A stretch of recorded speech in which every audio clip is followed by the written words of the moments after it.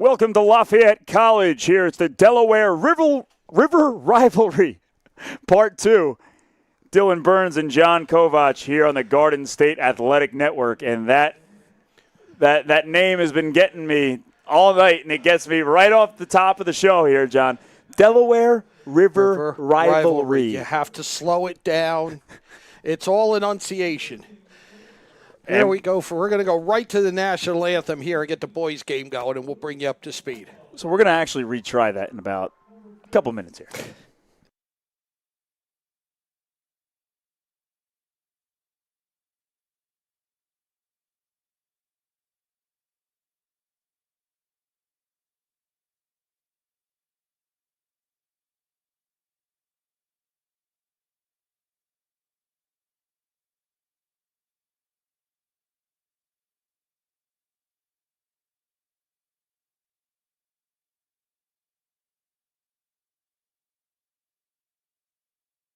Goalkeeper, Aiden Nira. Goalkeeper, Kale Troxel. Number 19, Michael Rinkowski. Number 13, Dylan Espinosa. Number 6, Declan Hegney. Number 18, Aiden Lavador. Number 14, Christian Martin. Number 53, Daniel Thompson. Number 4, Elias Velez. Number 28, Wilmer Farah Retna. Number 9, Santos Chiesa. Chakor Hogan. For the Red Rovers, number 11, Olivia Barua. Number 12, Pedro Bautista. Number 18, Noah Borluca. Number 6, Luca Cabrera. Number 3, Satch Cristalli. Number 5, Dalen Dumple. Number 17, Vincenzo Gaffney. Number 21, Andres Gutierrez. Number 8, Chase Heiska. Number 4, Charles Krenich. Number 0, Matthew Laquintanto. Number 10, Mark Antonio Benino. Number 20, McGill Mejia. Number 19, Yusuf Masethi. Number 2, Braden Potter. Number 13, Jawan Shin. Number 1, Elias Theodoris. Number 22, Evan Thornton. Number 7, Jesus Exarchu. And Alexandra Cardona.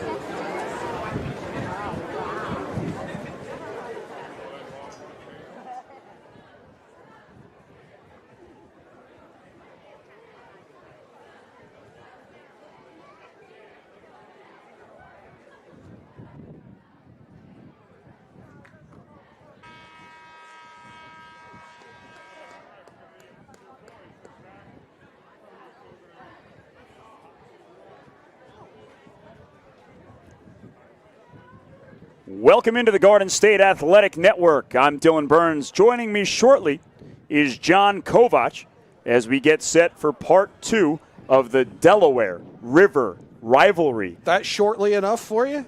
here at Lafayette College in Easton, Pennsylvania. If you're just tuning in, we're gearing up for the guys' portion of this doubleheader here tonight. But before we get into it, we'd like to remind you that if you're hungry for something truly delicious, we've got just the thing for you. Come on down to Rath's Deli in Stewartsville, New Jersey. We're not just a deli, we are tradition. Our sandwiches are stacked with high flavor, our salads are always fresh and crisp, and our platters are perfect for any occasion. Got a big event? Let us take care of the food. Our catering menu has everything you need to make your party a hit. You can find us at 450 County Road 519 in Stewartsville. And if you have a question or want to place an order, give us a call, 908-213-2121. Don't wait. Stop by Rath's Deli today. We can't wait to serve you. As both teams take the pitch here for part two, it's Easton versus Phillipsburg, the Delaware River rivalry. John, if this game is half as entertaining as the first one was, we are in for a fun one here in Game 2 on the Garden State Athletic Network. 35 minutes, it's all Easton. But it's 1-0. They're not pulling away. A goal with 5 minutes left on a corner kick. A corner kick just bends around and tucks in the far post, ties it, and then 3 minutes into the overtime, golden goal. And Phillipsburg, for the first time in a decade, takes the trophy home on the girls' end.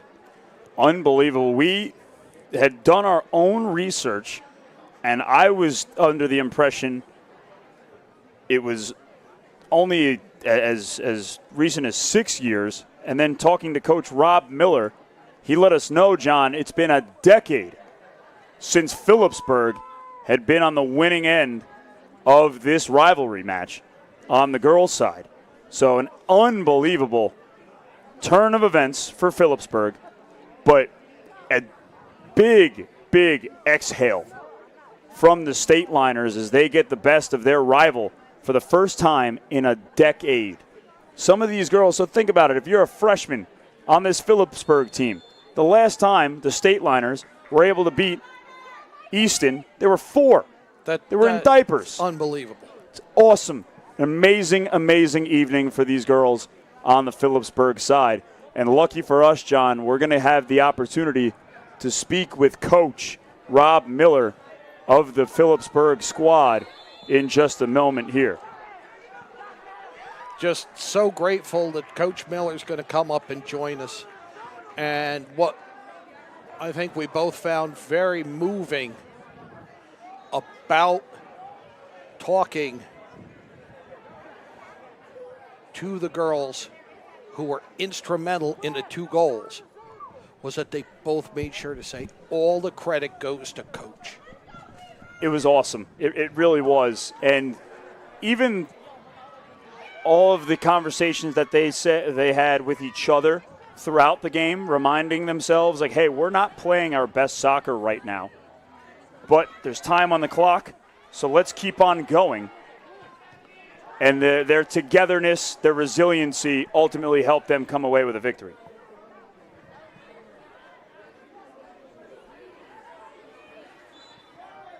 We're early into this one. Weather remaining a factor, the winds died down a little bit. When that girls' game started, we had rain and we had wind gusts up to 35 miles an hour. We were both down there on the field. It's brisk. Our football colleague John Rickard called it football weather. He's not wrong. No, he's absolutely right. And it's even soccer weather, especially in the state of New Jersey. I mean, let's just call it what it is. It's not like we're here in sunny Florida where we're playing all year round outside.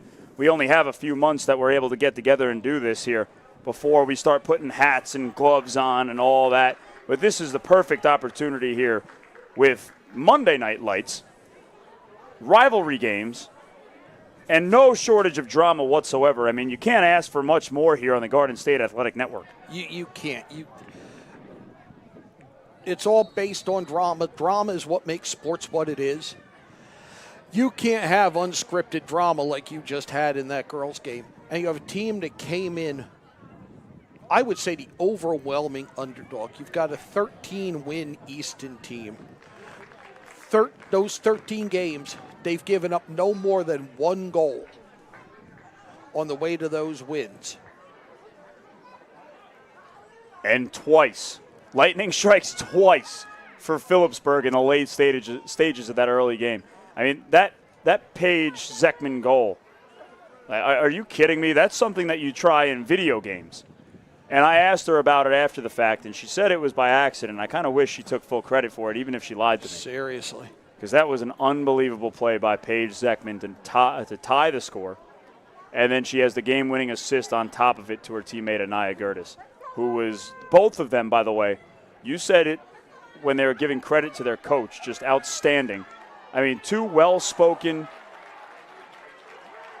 top-class athletes in their sport.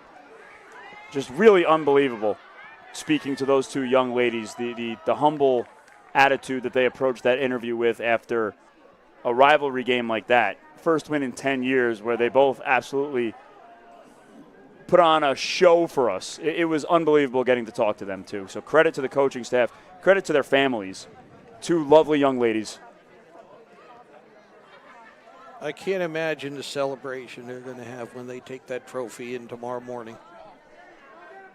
Oh, it'll be all over the loudspeaker. If TikTok and Instagram aren't blowing up right now as we speak, I would be shocked. Certain they are. First counterattack by Phillipsburg in this boys' half. We don't want to give that the short shrift. Already a much different pace and feel to this game than the girls, with both teams exchanging efforts where it was one-sided in the early goings of the first game of our doubleheader here tonight on the Garden State Athletic Network. Easton with a throw-in on the far side, trying to get it up ahead. That's number 12.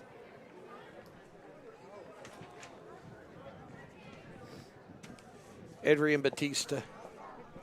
Thank you.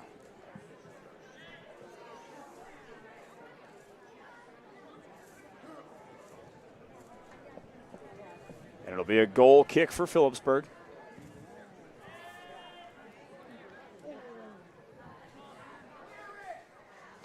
Controlling the possession in the early goings of this one is Phillipsburg, so already a little different than the first game.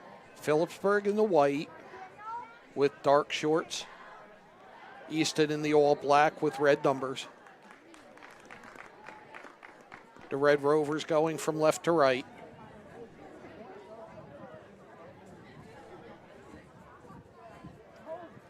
I was feeling like a little separated from the game because we're inside a booth tonight. But I'll tell you what, after going down between games, I'm okay where we are. Yeah, have you, I'm have good you with thawed that. out yet? Because No. I don't think I have. No, that's not happening. Sometime tomorrow. My wife will be after me for a fire when I get home 10 o'clock at night. First free kick of the game here, Joseph Ferretto for Phillipsburg. It's October, 13th? I'm not supposed to be opening the fireplace.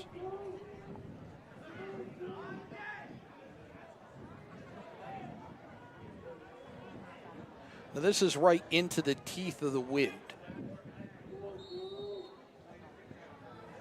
Ferretto from 30.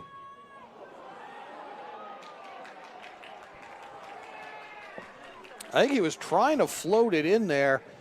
They had forwards on either side of like a tunnel, but it carried far and it carried right.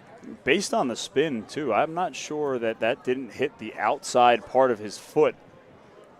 And that's why it sailed right with that spin going left to right. You're probably right, but that ball gives you a feel for what the wind is like down there. That high ball just died and came straight down. Phillipsburg right back to work. It's Ferretto jostling for position with Noah Borluka. Now, these teams come in a little more evenly matched, at least record-wise, with Phillipsburg 6-5, Easton 7-4-6.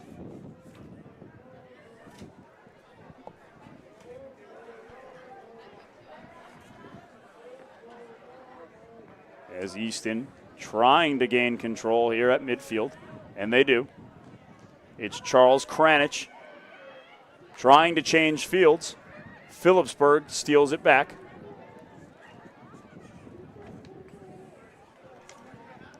Phillipsburg in control here.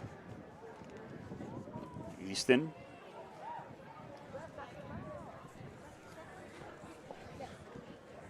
Doing their best to win the possession battle over in front of the benches.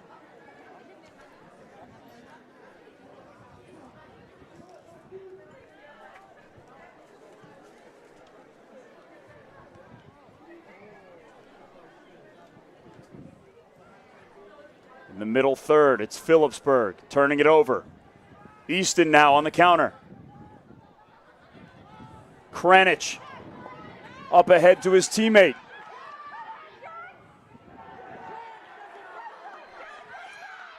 It's Evan Thornton looking for room to operate. There's nothing there. Tries to kick it clear, but that one kicks out of bounds to the left. Easton with the throw in. Their first shot of the game.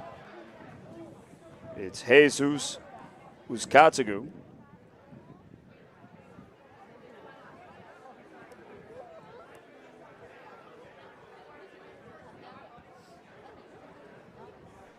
Uzkatagi, excuse me. Nonetheless, not even close. Phillipsburg back the other way. Here in the ballpark.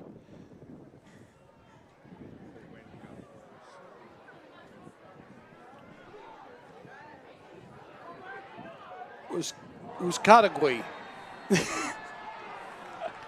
And there's a free kick. I don't know. I'm trying to read the phonetic on that. I tried to help myself, and I couldn't.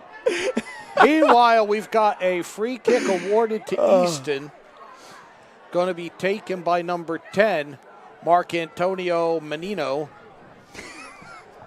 Yeah, I was letting you take that one, too. Wow. Oh, God. Here comes the free kick from Mark Antonio. Menino sends it in. It's still loose, and finally Phillipsburg is able to kick it away. You gotta get past that girls' game, Dylan. Yeah, it was nothing close to the names that we have in this one. Stick around, it gets worse. Phillipsburg dominating physically and in the possession battle. Excellent stop there by Kyle Beenders. Be a throw in for Easton. And a good one at that.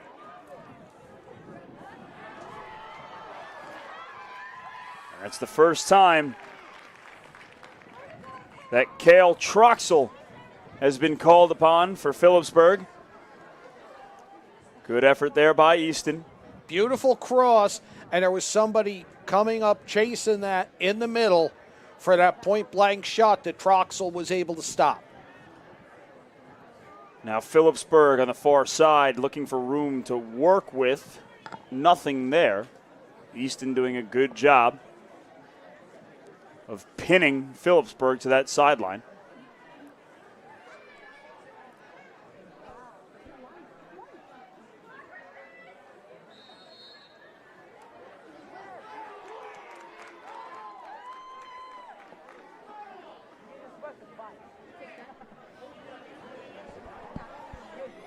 A little too physical there, signals the referee. So Phillipsburg will keep it. It's a free kick. Wayne Marish. He sends it in. Marish to his teammate, nearly finds the first goal of the game. Watch the replay on that from the free kick. That's Declan Hagney, who nearly had himself the first goal of the game. And that was a save. So it's a corner, and Joseph Ferretto for Phillipsburg will take it. Ferretto. Booming kick that sails over everyone. Off the head of his teammate and out on the far sideline. Now Easton looks to answer.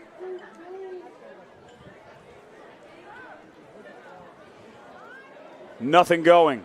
Phillipsburg just pushing Easton back deep. If this was a field position battle, Phillipsburg is certainly winning that one. Very aggressive forward press by Phillipsburg.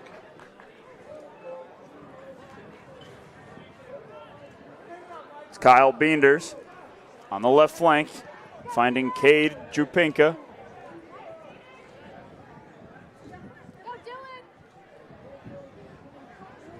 Over the far side, it's Elvin Decius.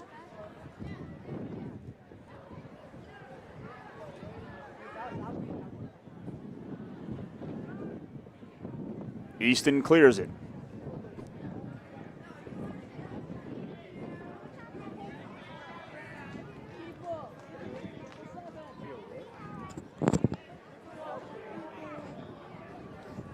Unable to control that kick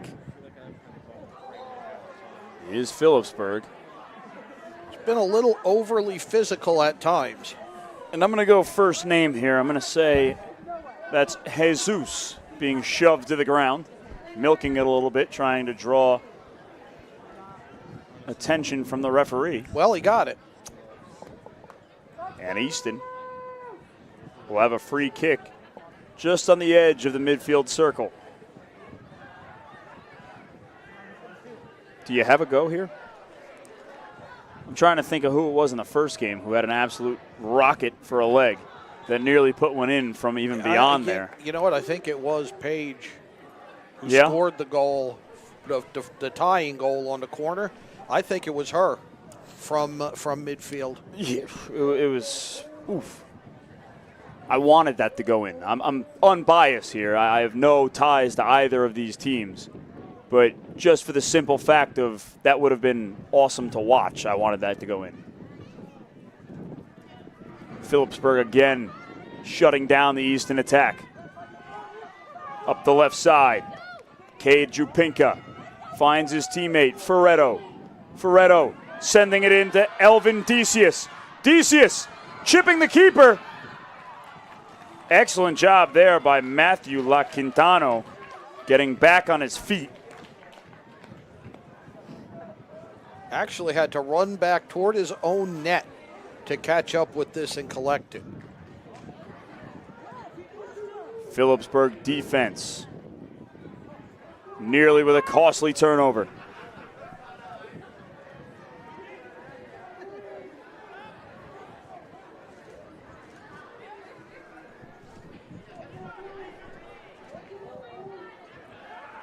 And we're going to do something a little bit different here on the Garden State Athletic Network. I'm going to welcome in the winning coach from Game 1 of today's first leg of the Delaware River rivalry, Coach Rob Miller of the Phillipsburg Stateliners. Coach, welcome into the Garden State Athletic Network. And I'm not sure if it's settled in yet just how big of a victory that is for you and for your program. If you have words to put together to describe getting over the hump of a decade-long losing streak, how could you describe that feeling? I can't. It's an awesome feeling. Whatever it is, it's a great feeling. I'm happy for the girls, especially our seniors who haven't beat Easton yet in their careers. So very happy for them. It's all for them. No credit to me. Well, speaking to both Anaya and Paige, they gave you all of the credit. So it just goes to show, if they don't tell you or if they don't remind you, it stood out how much your team respects and admires you and appreciates your hard work. They're an excellent group of girls. A lot of them I had when they were in third or fourth grade. I was an assistant here at Phillipsburg, and 2014 to 2018. So I think the last time we beat them was 2015 on a PK over at our home field. So it's been 10 years, and in my second season here as head coach, and having this group of girls back since middle school, it's been an excellent opportunity for me, and I'm super excited to be back in Phillipsburg. An alumni myself, so it's coming home and again a win versus Easton feels good. That is amazing. Just it means a little bit more having coached these girls from such a young age, having gone there yourself. You're doing, yes, that's an outstanding job by you getting the win here today, but also having an impact positively on the lives of these young girls, a little bit bigger than soccer. So what you're doing, it shows by their respect for you and how they're able to be resilient in a game like this where, I mean, if we want to break down the game itself here, Easton kind of handled business in the first half. Yeah. I'm sure you had to kind of, rally the troops in halftime. Absolutely, yeah. We didn't have our best stuff tonight, and Coach Hall said it best after the game. He was talking to someone else. He said, "I thought last year was a closer game when we lost 2-1," and I agree with him. I thought we had our stuff last year and couldn't score, and this year we struggled in the first half. We couldn't connect a lot of passes. We didn't seem very passionate. Halftime, we made a few adjustments, tactical adjustments, and they responded well. But again, we didn't really have our stuff until about 10 minutes to go in the game. And then something clicked. We started connecting some passes. We found some combination play. We got the goal a lot. Great Olympic goal by Paige with the wind at her back coming down there. So excellent stuff from her. She's a very smart, technical player who is a situational player, so she knew what to do there. And I know she was going for it. That wasn't an accident. That's who she is. And then overtime, I thought we were, 5 minutes in overtime, we looked very good. We were connecting everything in overtime. Combination play led to a finishing, low hard across the face, as we always teach, and just an excellent goal off the post. So I can't wait to see it back. Oh, it was unbelievable. I brought it up to Anaya. I wanted to know what she was thinking and just how, Jason Bourne, John Wick-esque tunnel vision she had there, because that was a perfectly placed ball just out of the reach of the keeper inside of the far right post. Yeah. It was an excellent job by her and an excellent pass from Paige Zeckman. And correct me if I'm wrong, it kind of just showed today, but you go as they go a little bit, because those two jump off the page. As much of a well-rounded performance in the second half and overtime it was by your team, those two stood out to me from a million miles away, not having called your games this season. Yeah. But watching you for the first time, those two jump off the page. Just talk to me a little bit about their leadership by example and just how they are able to push your team forward when it kind of feels like everything is against you early on. Yeah, absolutely. They've been excellent this year. They both play at a high level in club. They're soccer-only type of girls who live and breathe soccer. They know where everyone's going to school. They know all the pro players, and they watch everything. Watch college games. They ask me very tactical and technical questions. Those two have been excellent, but. And then they know that they've been very good. And Anaya, as one of our captains this year, has just been a super leader for us. But we have a ton of unsung heroes as well on this team that are just super. It's a very tactical, technical team. We don't have a ton of speed and grit like that. We don't have that player who's just going to go score for us. But we have 11-plus girls, whoever's on the field, and our subs as well, just really bought into my methodology and what I want to do here, and then playing some tactical soccer, and it's been fun to watch. It's been fun to coach. And speaking of unsung heroes, the interviews go to the goal scorers, and that's really all anybody pays attention to, of course. But I want to talk about the job that Julia Stetner did tonight, where early on, Easton was just peppering with pressure and just leaning on that side, that third of the field, and she stood her ground. And even the one goal that Easton did have was off of a rebound. Yeah. So talk to me from your perspective, the job by your keeper and what her effort meant for this team tonight. Absolutely. All credit to her, because this is her senior year. She's played soccer obviously her whole life, as all these girls have, and she's a very good soccer player. But we don't have a goalkeeper on this squad, and she kind of sacrificed her senior year to play goalkeeper for us, and she's never played goalkeeper before, and she does a great job, does an excellent job. So that first half, the field was tilted, definitely towards our keeper, and they had the wind at their back. So she was saving everything, a bunch of good saves, especially holding on to the ball for she's not her keeper. And then in the second half, we weren't giving up much. We never have really as a team. We're very organized and we don't give up a ton. So we have a backup keeper, Chelsea Brown, who does an excellent job as well. She'll probably take over the net next year. But Julie is very good on the field as well. So I was like, let's go for this. And we put Chelsea in, got Stetner out of there, and put her on the field. And she created some chances and was on the field for both goals. Pretty cool. That was pretty cool. And just speaking of cool, the way your girls went about it. I mean, you said it. You had the goal on the corner from Paige Zeckman. I mean, that's stuff that you try in FIFA when you're playing online against some random. And she pulls it off. It was unbelievable. I wanted to get. You said it was on purpose. Yeah. She was a lot more humble, saying I was just trying to put it somewhere near the net. I think she had 2 or 3 of them last year as well. Unreal. Yeah. Unreal. That's so much fun. That's so much fun. I was going berserk up here. With my partner, John. I can't wait to listen. It was a lot of fun. It was a lot of fun. Coach, I also wanted to ask you, leading up to Paige's goal, could you feel that momentum building? Because we were talking about it up here. We noticed a little bit that the tide had changed. Easton wasn't living, for lack of a better term, in their attacking third. Phillip, your squad was able to answer back and put a little momentum going in the other direction.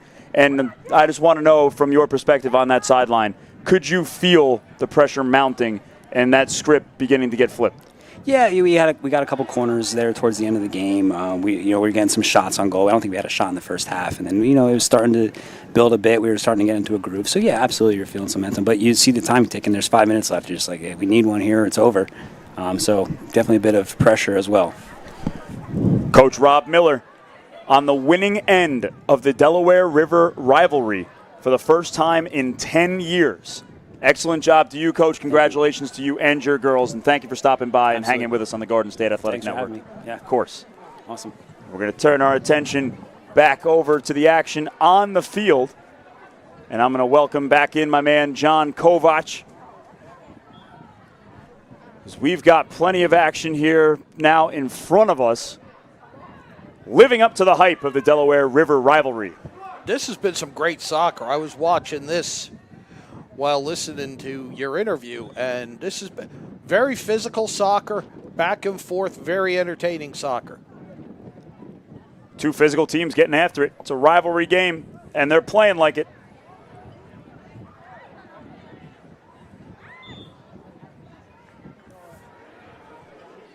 No score.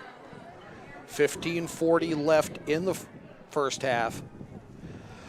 2 40-minute halves, and then should we be tied at the end of it like we were in the last game, we'll go 2 10-minute overtime periods, but it's golden goal. And we do want to thank Rob Miller for joining us. Yeah, absolutely. Great job there by Coach Miller, and thank you again for his time, for your time.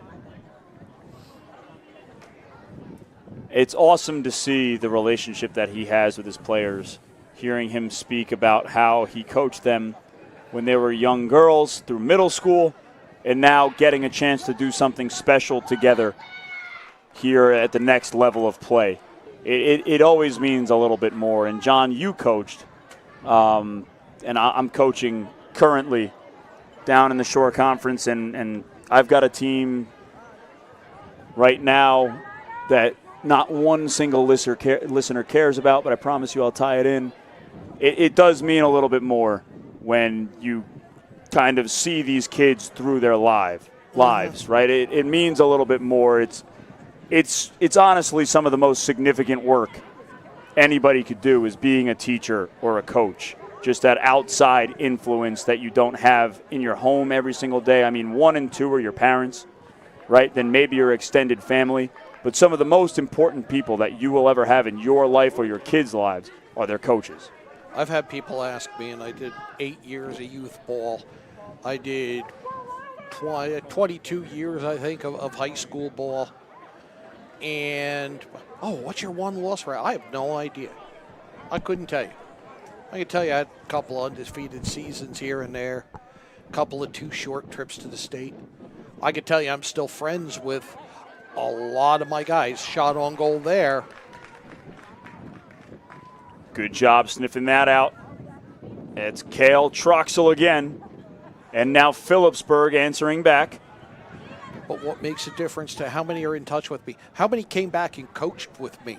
And that number approaches double digits. It's players who played for me, who when they're done with school or they're working and they've got to, hey, coach, I got time. Can you use some help? And come back and coach at their alma mater. And that's what's all about, building that community. How many of them are firefighters and policemen and EMTs and good people, teachers, just people who serve the community. That's what you want.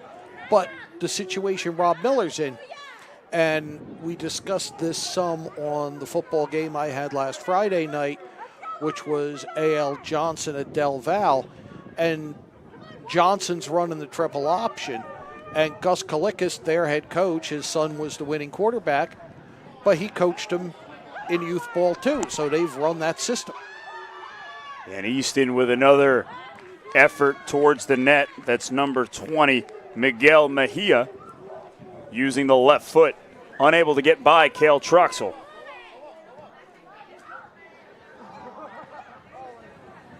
And you're absolutely right. If you're coaching and all you care about is winning, or you're celebrating yourself, you're in it for all the wrong reasons. You're not doing it right. And if it sounds like I could be talking to you, plural, I'm talking to you, and you gotta look in the mirror.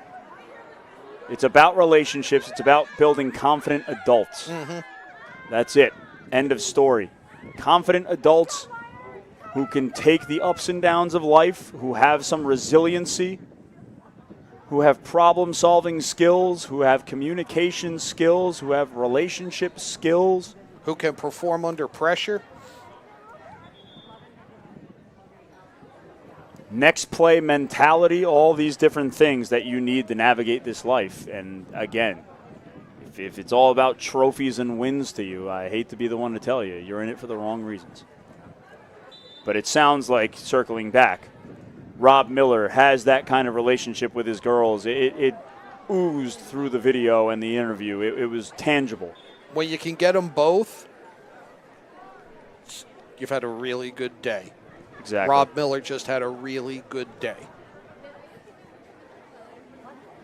Now both of these squads on the guys' side trying to have a day themselves. It's Phillipsburg versus Easton here at the Delaware River Rivalry, Part 2 at the College of Lafayette, or Lafayette College. I want to get that phrasing right. I'm not trying to do too much with that. Yeah, don't, because I have seen my college's name messed up even on signs put up by the great state of Connecticut, and I'm just like, it's not that hard. I forgot that's a proper noun sometimes when I say the College of, so I wanted to make sure that I get the branding right. We want to thank the Leopards for being so gracious and hosting us here this evening for these 2 games. Facilities are immaculate. Press box accommodating. 0 complaints. You know why? Because I'm not outside freezing. That's true. We're inside. We're at the Gummerson Grounds. $4 million project. A lot of it started by Peter Gummerson. He was in the class of 80 here at Lafayette. Wanted a state-of-the-art facility for the soccer team that he credited with so much for his success. He's got it. It's named for Mike Borger at a class of 44 here at Oaks Stadium. And a beautiful facility. It is. That money coming in, going to good use. Speaking of money coming in to good use, and we'd be remiss to not mention this. While we were off the air, in between the 2 games, both girls' teams, fresh off the end of that game, fresh off, I'm sure, a stinging loss if you're Easton, lined up at the middle of the field, and they made a significant shot there. Yeah, and Cale Troxel holding it down for Phillipsburg in net, saving another shot, saving another goal. Both teams after the girls' game, before the boys' game, gathering at midfield, making a significant donation to the Ronald McDonald House, which provides a place to stay for families when their child is in the hospital. And actually, since we're in Pennsylvania, I'll say the Philadelphia Eagles were instrumental in the start of the Ronald McDonald House. I learned something today. The executive, I think he was general manager, and I hate myself because the name escapes me, but he just passed away recently, and in a lot of the tributes, they spoke about how it started. Well, it's nice to see these two rivals coming together for a good cause. And it's just all positive here on the Garden State Athletic Network. I mean, you can't ask for a better game and then for them to just end it like that afterwards, in between games. Just really outstanding, and tip of the cap to both programs. We are still scoreless here in the first half. Phillipsburg and Easton. Back and forth, a physical game, but really not a ton of legitimate quality scoring chances for either team. Both teams doing an okay job. I'll just say okay because the passes haven't led to anything, as the corner sails out of bounds. Don't start expecting every corner to tuck in. I was about to say, taking a page out of Paige Zeckman's book, Well trying done. to find the corner. Well done. A lot of crisp passing on the Phillipsburg side, maintaining possession. And talk about an announcer's jinx. Yeah, way to mess that up for him. Solid job, Dill. And I'm going to say nobody has scored yet. It's a scoreless tie, nothing going on, not a ton of action. As Phillipsburg now advances into the attacking third. Free kick will come off of that. Again, it's been physical, and maybe more so than in the girls' game. Which even then, it looked like at some points they could have used a helmet and some shoulder pads. They let them play. I think this one's been even, and they let that go, and Easton comes away with it. I'm certain if I'm on the Phillipsburg bench, I'm chirping a little bit. That pass up ahead falls into the arms of Cale Troxel. Under 6 to play in the first half. Phillipsburg and Easton knotted at 0.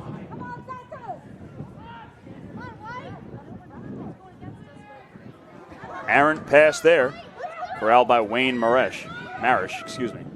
Now, before the girls' game, I walked the field. We were down there on the in-between games, and it is kind of firm. I was looking for mud, for softness. I didn't really see any. It really felt like a quality pitch for all I know. But I have to wonder, as we get going in this, you've had 2 games back-to-back on a day that started out with a ton of rain.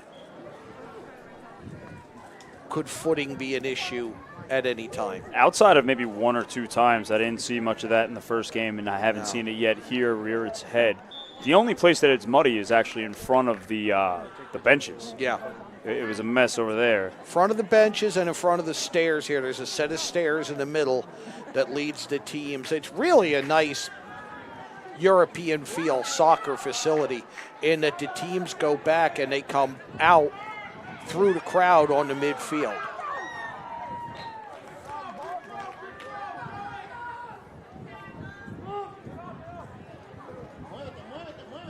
It's Adam DeBibe. Well done to keep that in.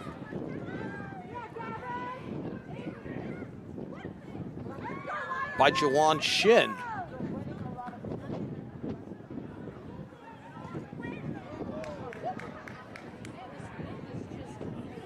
And just trying to clear it as Phillipsburg. It'll be a throw-in on the far side for Easton.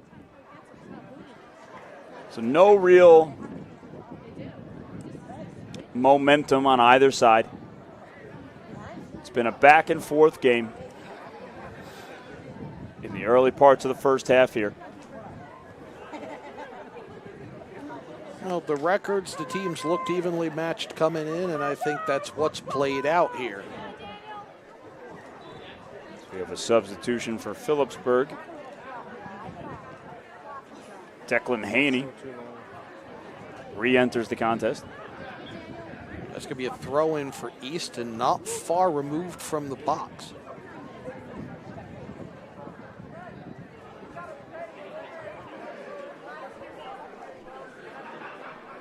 Fighting for possession in the far right corner. Sliding.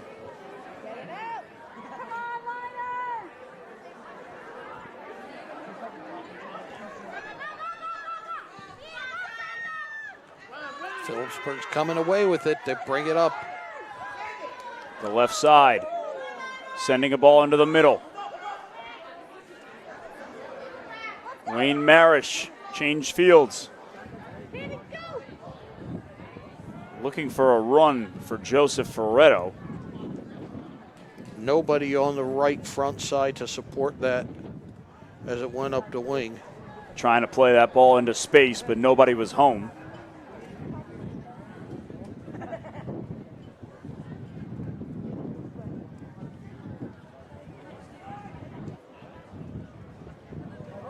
And a Phillipsburg player falls down. Now Easton has it. Marching forward. It's a through ball up the left side. And that run is quickly put to rest. Actually, a decent counterattack so far by Phillipsburg. Phillipsburg in the white.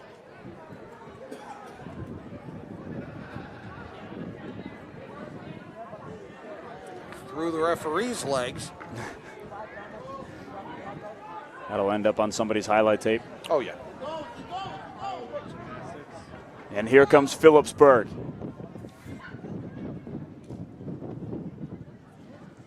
Sending it in.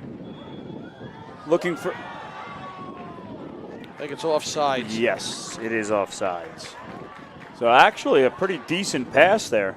Was a decent possession from the turnover into the Easton end, and then a nice feed here, but the attack just far enough ahead of the play to get the whistle, and Easton clear with less than a minute to go.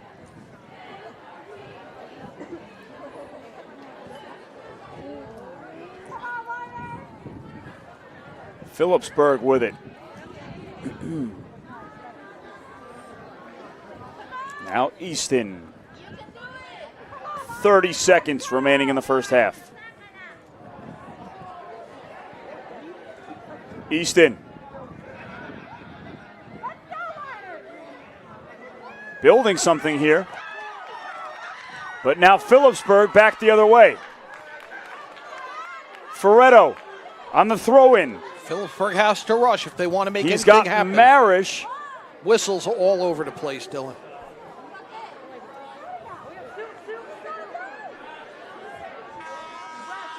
As the clock hits 0 here in the first half. Phillipsburg 0, Easton 0 in the second leg of tonight's Delaware River rivalry here on the Garden State Athletic Network. Don't go anywhere. We've got more action here at Lafayette College on the Garden State Athletic Network. We'll be right back. Welcome, food lovers. Are you hungry for something truly delicious? We've got just the thing for you. Come on down to Rath's Deli in Stewartsville, New Jersey. We're not just a deli, we're a tradition. Our sandwiches are stacked with high flavor. Our salads are always fresh and crisp, and our platters are perfect for any occasion. You've got a big event coming up. Let us take care of the food. Our catering menu has everything you need to make your party a hit.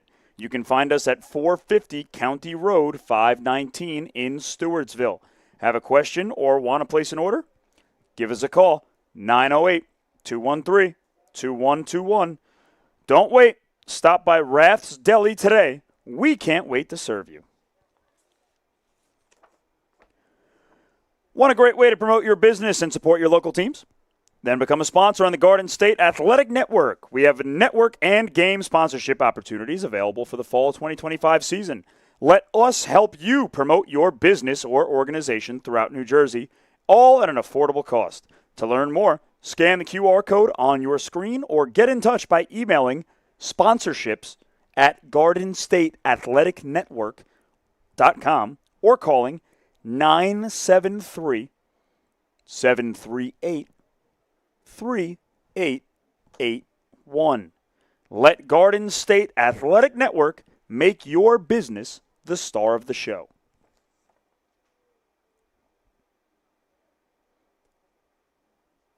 And again, we're knotted at the end of the first half here on the Garden State Athletic Network. Dylan Burns and John Kovach. We're going to take the break with them. 8 minutes remaining at halftime. On the other side of the break, second half action of the Delaware River rivalry.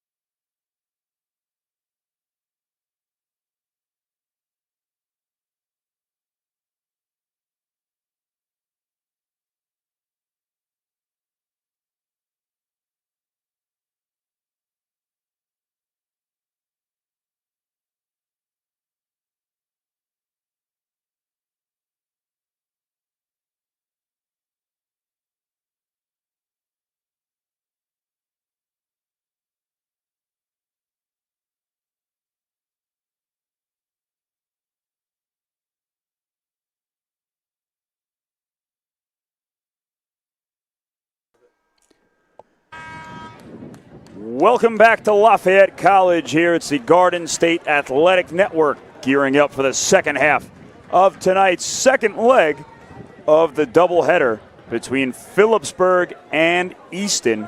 It's the Delaware River rivalry being played here on campus at Lafayette College. If you're just tuning in and you didn't catch the fireworks, the theatrics, the drama that was game one between these two teams on the girls' side, Easton dominating early.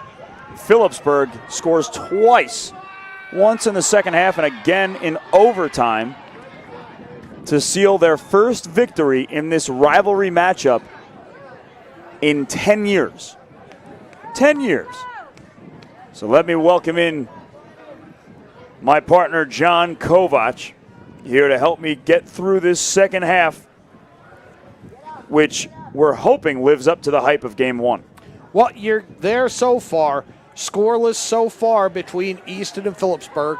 Phillipsburg in the white jerseys will go from left to right for the second half. Easton in the black from right to left. The important thing for Phillipsburg is the wind is at their backs now for this second half.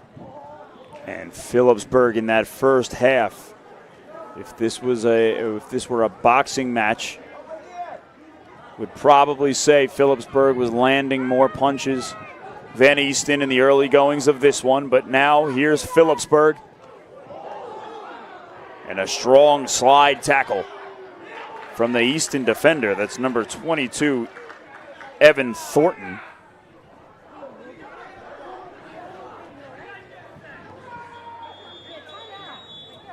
So Easton starts the second half with a little bit of fire. Some hustle and bustle. As we've got a Phillipsburg Stateliner down near the corner.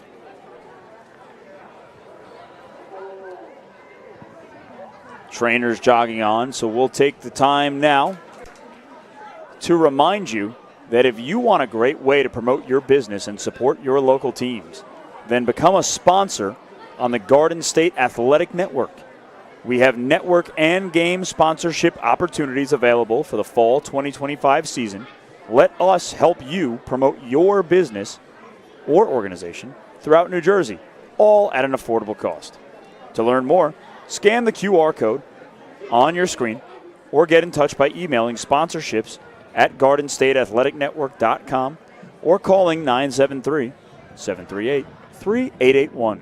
Let Garden State Athletic Network make your business the star of the show. Out of the break, Easton, free kick, out towards midfield. You just see how the ball just dies in the wind and drops straight. The wind has picked up. You can see the American flag between the benches is whipping all over the place now. As Phillipsburg's got a good look at the net, and that's quickly blocked and erased. And what looked like a potential goal-scoring opportunity for Wayne Marish. Easton does a good job of slamming the door shut. Right back to work, it's Marish. Up ahead to his teammate with the left foot. That sails wide. Adam Debaib. Take another look at that. And just sails wide. Thought it could have possibly been deflected, but it wasn't. Just a little too strong there.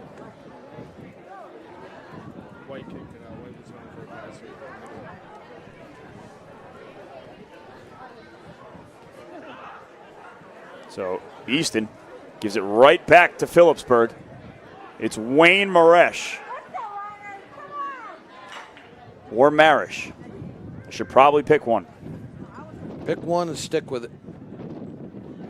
Or go back and forth and be right half the time. It's been a long evening. Here's Easton. Giving it right back to Phillipsburg.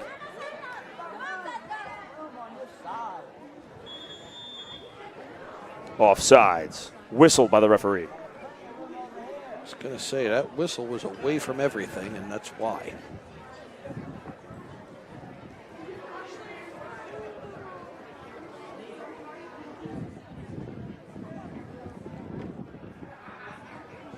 Free kick, Easton.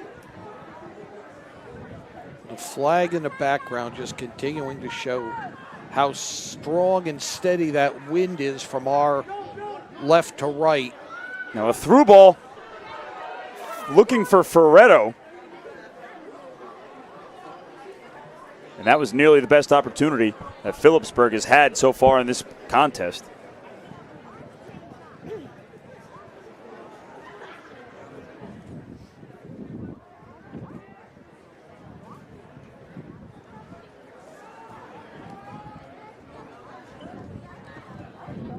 Phillipsburg with it.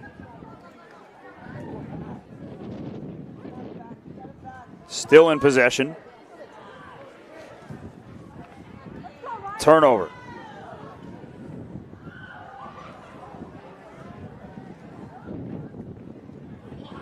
Now clearing it out is Phillipsburg. And the defense can take a breath for a brief moment.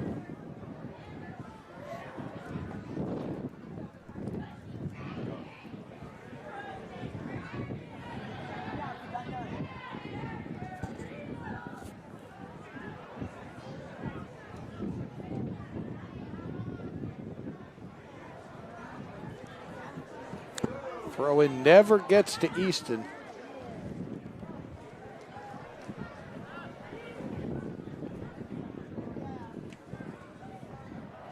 And that's Matthew LaQuintano in net for Easton.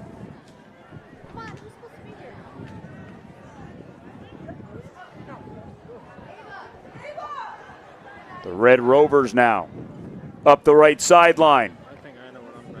Knocked out of bounds by Phillipsburg.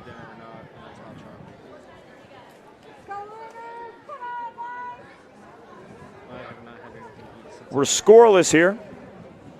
35 minutes remaining in the contest. If we stay scoreless by the end of this 34 minutes and 20 seconds, as John previously mentioned, it'll be 2 10-minute periods of overtime. Any goal scored in those 20 minutes would prove to be the winner. It's the Delaware River rivalry here on the Garden State Athletic Network. Nailed it. I felt good off the tongue. Yeah, you nailed that one. I've been spelling it out in front of me, being careful with my words all evening. Let it fly there. Take your time. We got nowhere to go. Now going forward is Phillipsburg, looking for room to operate. Easton defenders keeping them out of that 18 for the time being. Phillipsburg still in possession. They'll reset. Now sending it in to no one.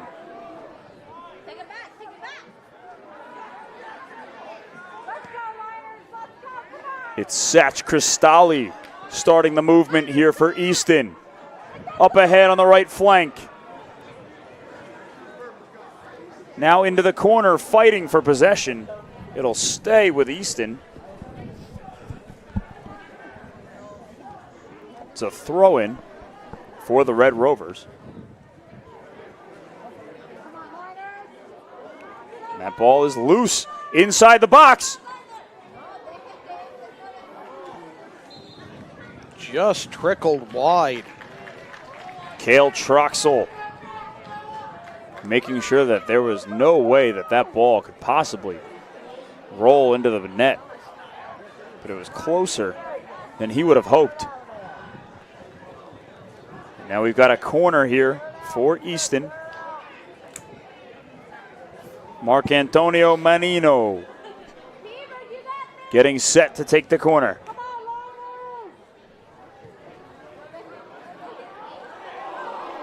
Headed over to crossbar. And a fantastic corner. Good pass there out of the corner from Menino. The header sails over the net. It was a great effort there from Easton as Phillipsburg takes over but gives it right back to the Red Rovers before regaining possession again. Now Ferretto. Bad touch. Gets a little too handsy. Ferretto clinging to the Easton defender. And that gets a reaction from the crowd. Yeah, there's a lot getting a little heated out there. It's Adrian Batista flexing on Joe Ferretto.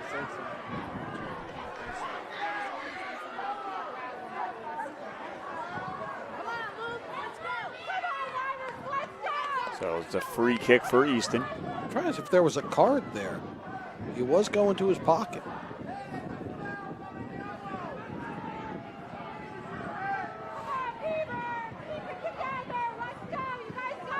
If there's any shot at a replay, if anybody got a shot of a card, it's at the perfect vantage point from us where that view was obstructed. And now here comes Phillipsburg. Strong push there, but Elvin Decius hits it wide left.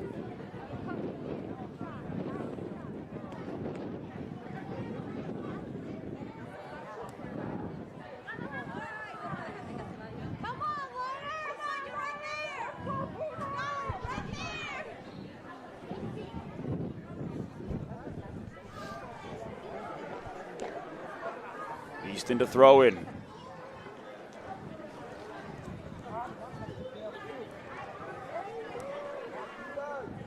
Phillipsburg's turn.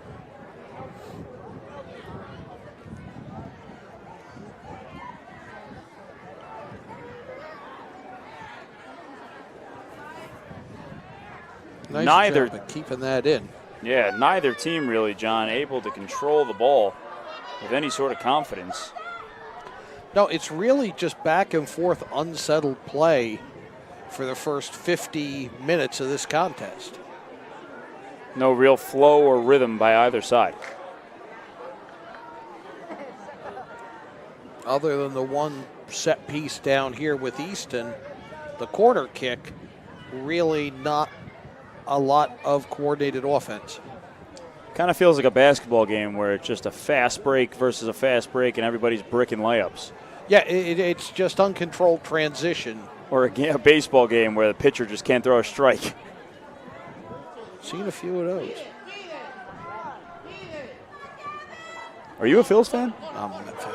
No, God bless you. So am I. We've talked about this, right? Yes, we have. Mm-hmm.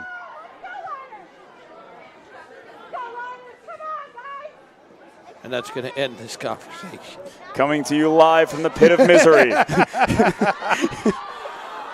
Nice ball there, just a little bit too far, and the wind really could have played a role in this. I think it's a left-footed kick, too. Nope, right-footed, trying to go tuck it underneath the goalpost. Goalie did get a hand on it. Cheeky effort there, trying to chip the keeper. That's cheeky. I knew I'd find a way to get it in there. Well played, lad.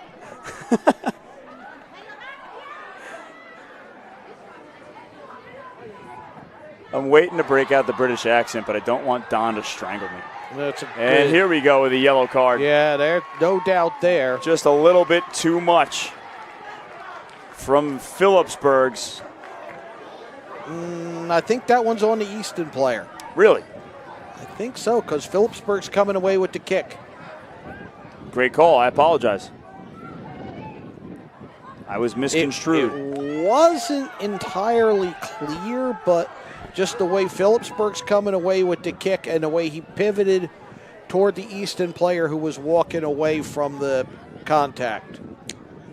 I saw more Easton jerseys hitting the floor than I did Phillipsburg, and I guessed wrong there as that free kick goes well out of play. Trying to score on the set piece and again going high with it. Under 30 to play, scoreless here. at Lafayette College. It's Phillipsburg and Easton in the Delaware River rivalry. As both teams giving it their all, there's no doubt about that. But neither side able to break the scoreless tie.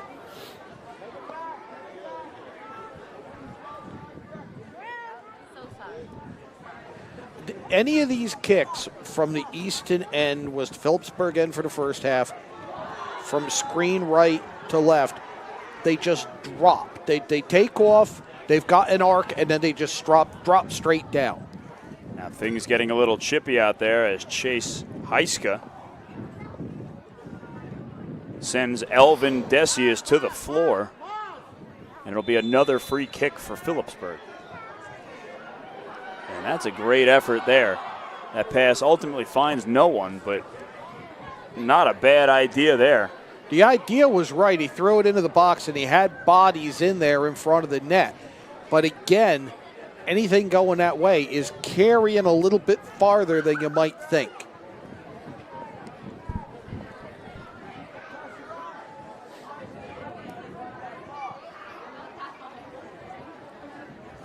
And I've got eyes on the American flag across the way there. Still dancing. Almost straight out to the right. Tell you what, if we did a throwing competition with a football, you might get about 30 extra yards on any throw. Oh, yeah. The forecast had 30-mile-an-hour winds earlier in the evening. We didn't get the rain that we expected, but that wind sure did show up. And it's played a factor as there's a hard slide tackle. That's going to warrant a card from the referee.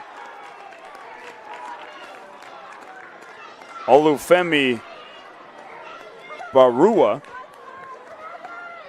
over on the Easton side, the recipient of that yellow card. Let's take another look here.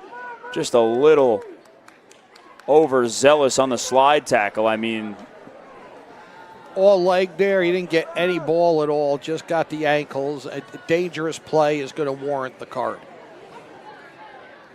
And there you have the flag there that we've been talking about throughout the game, just showing the conditions out here, not making anything easier for either one of these ball clubs. It'll be another free kick. Phillipsburg sends it in. It falls short of the 18. And Easton deciding to keep it in bounds. And then kick it out where it's going to be a throw-in for Phillipsburg.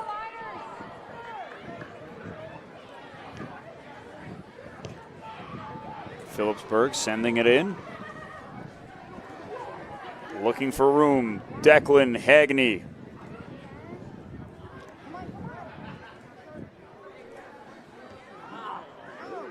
No dice. Hit a body inside and came caroming out hard. And now the best, most confident strike of the game so far, Kyle Beenders. As that's ruled a goal kick. Or free kick, rather. Free kick awarded to Easton there.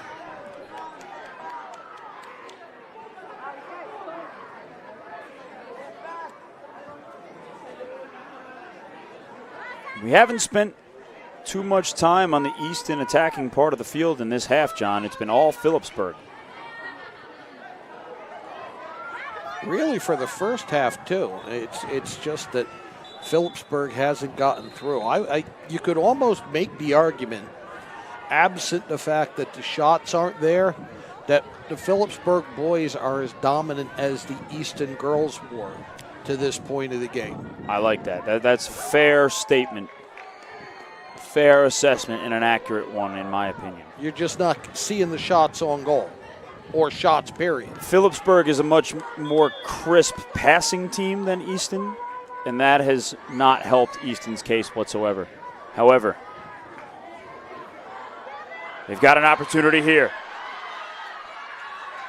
That's Charles Kranich trying to make something happen, and Easton still got it, but the referee is going to signal for a handball. So just when Easton thought they might have had something, John, self-inflicted blunder. And Phillipsburg takes back over. Bounced up, caught his hand, and no choice but make that call. Just unable to get a foot on it and control that ball. Took a hop, hit him in the hand. What are you going to do?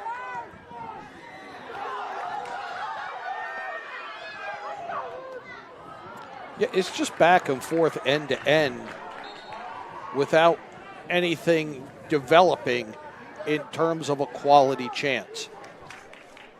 We've seen the header on the Easton end and that free kick on to our right from Phillipsburg, but besides that, you're absolutely right.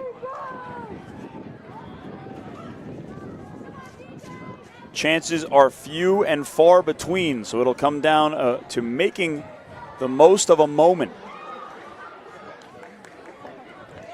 Big gamble by the Easton player at midfield, taking the dive. And that ball nearly gets away from Matthew LaQuintano. It's a hard hit ball there. Well struck by Wayne Marish.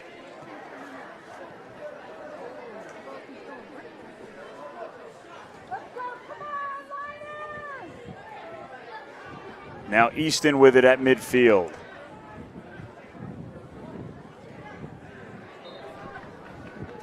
Unable to control that pass. They give it right back to Phillipsburg. And Phillipsburg is on the move. Elvin Decius able to draw a corner. He had support coming up the middle. He broke before the throw-in was taken. This was a designed fast break. It's excellent awareness on the part of Phillipsburg there. I believe that was number 3, Joe Ferretto. It's starting to drizzle a little bit, but not as bad as it was earlier.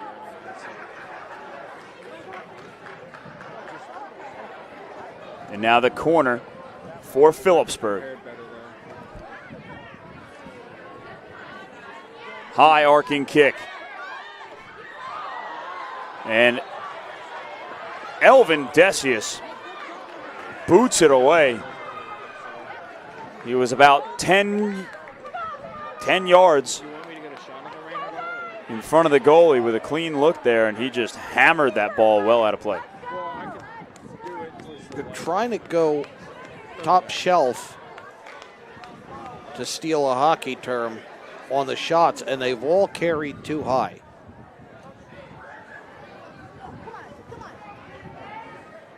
Easton unable to retain possession.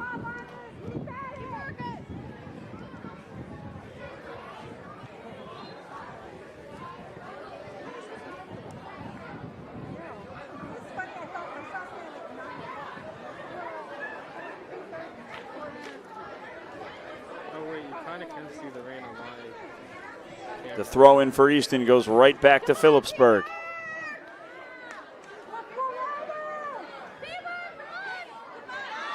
It's going to be a little misplay that's going to result in something. Charles Kranich making things happen for Easton. And a whistle all the way back here, and the ball's going back to Phillipsburg. Oof, the fans letting the referee have it. Clearly somebody down there disagrees with the call. It's coming through the windows here of the press box. Which are closed. As they should be. In case you haven't heard, it's cold and windy. First class treatment from Lafayette College here. The Garden State Athletic Network extends their thanks to being such gracious hosts this evening to us and to this Delaware River rivalry. This is a great venue for a high school game. It's big enough to make it feel special. And we have changing goaltenders.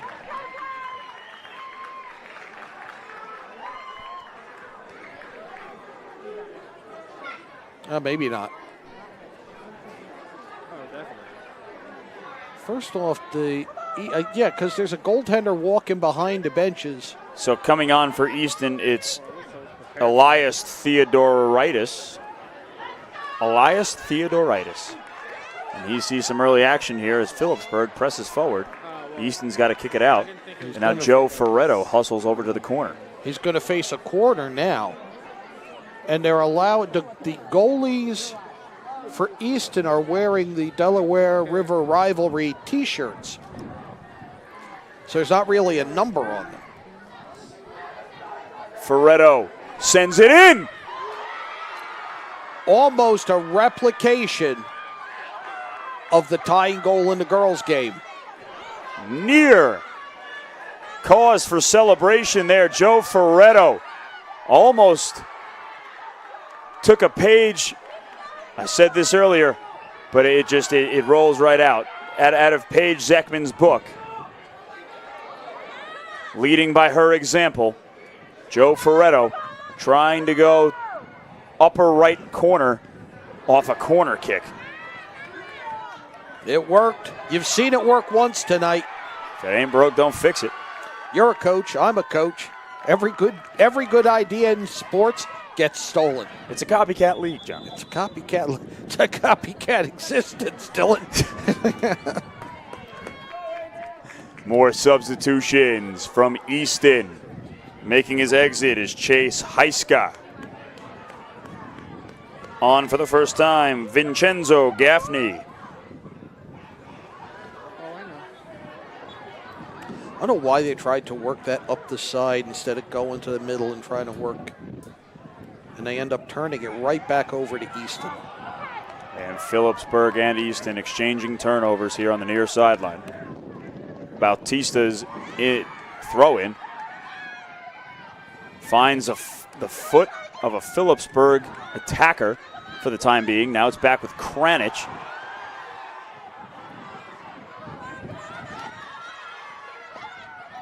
Here comes Phillipsburg. Up the right side. Out of bounds. Corner kick coming up for Phillipsburg. Good slide tackle. Concede the corner. Let your defense get set. Phillipsburg needs a little more support coming up the middle to allow a cross to finish here.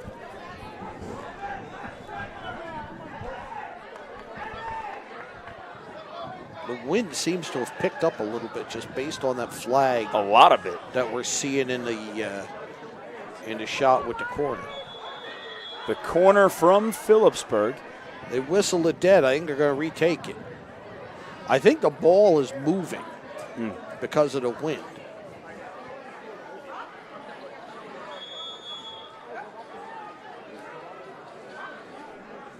Ferretto sends it in.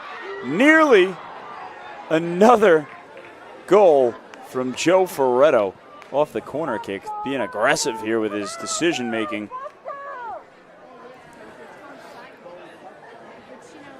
Nonetheless, under 16 minutes remaining in the contest. Scoreless between Phillipsburg and Easton. Because we haven't done a weather report in a while, Dylan, there is a chance for rain around the 9 o'clock hour. Why wouldn't there be? Just adding to the dramatics of the Delaware River rivalry here on the Garden State Athletic Network. Good pass up ahead there. Phillipsburg and Ferretto nearly building something before turning it over. It's Kranich trying to get rid of it. Staunch defense there, forcing the turnover. Ferretto calms things down for Phillipsburg as they move backwards into their own territory. Now advancing forward. Up the flank. No one home. Easton with it at midfield. Just booting it away. Dump and chase. The approach for Easton. I mean, just compare those two high kicks, the time in the air and how far the Phillipsburg kick went with the wind behind him and how quickly that Easton kick came crashing down. And now Phillipsburg with possession in the box. Easton clears it out.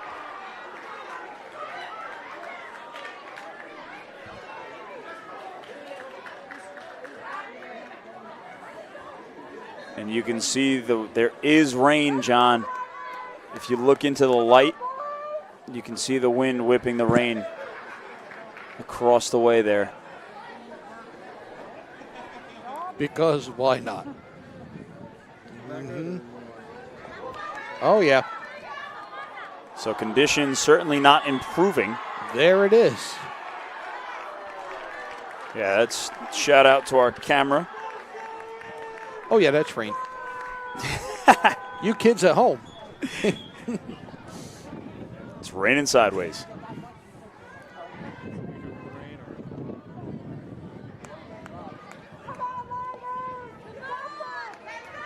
Free kick coming up here for Phillipsburg, and a big one at that.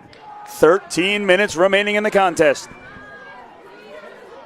Joe Ferretto sends a laser aimed at the upper left corner to no avail. They all keep going high, trying to just tuck it under the crossbar to the same end, to the same result. Well, the rain's going from my left to the right, so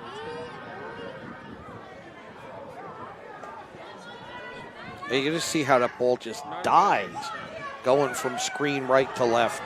Kranich up ahead to his teammate. Evan Thornton for a moment had it, but it'll stay with Easton.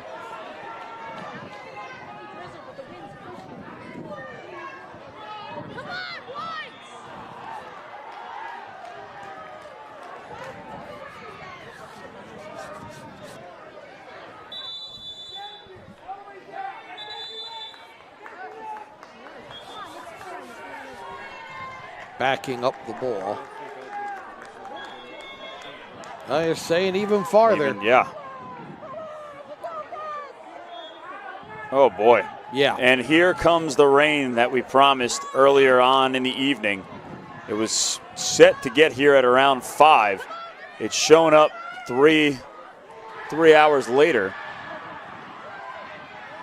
as Easton advancing the ball. The crowd thought they had a shot there. And wow, monsoon-like conditions down on the pitch. Yeah, this is nor'easter conditions. Do they name nor'easters like they do No. hurricanes? No. If you had to name this nor'easter, what would you name it? I'm more under the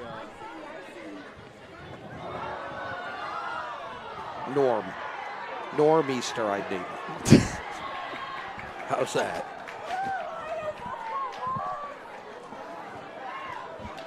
I can't tell. We've got a corner for Easton coming up.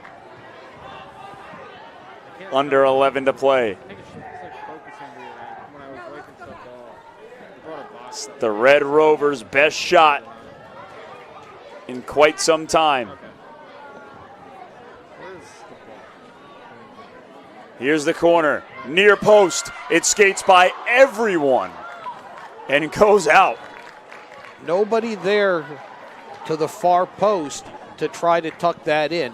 Not the first time Easton's had it go through the 6-yard box Yeah, it's straight. It's because of the way where it's a real threat and nobody's there to punch it home. I don't think it's getting. And they're going to say it was touched by someone on the Phillipsburg side, so we're going to just change corners. It's another Easton corner. Again going near post. Nobody there. Easton pressing up, keeping it on their side of the field. And now it's taken away.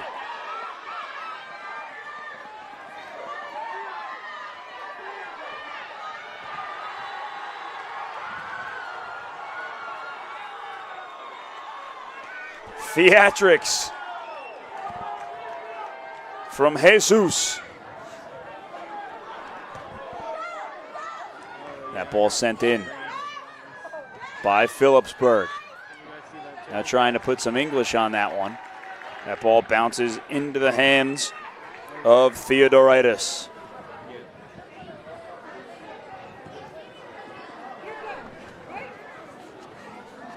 Under 10 to play.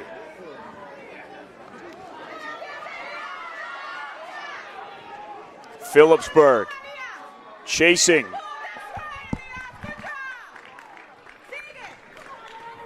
Be a throw in for Easton.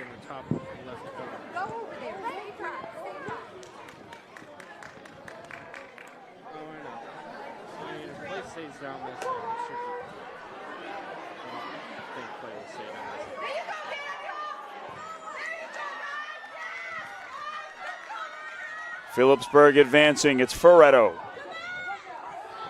Unable to get by Olufemi Barua.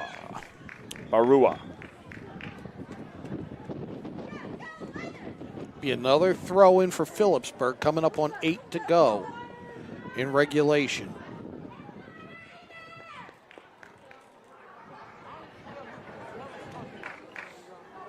Easton pulling back on defense. Just about everybody. Joseph Ferretto, his throw in.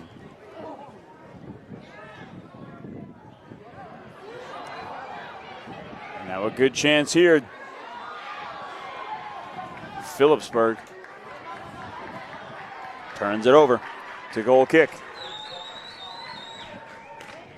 Little disagreement there. The little pleading for a kick for Phillipsburg after that push, but falls on deaf ears. There's referees in both games allowing both of these teams to play.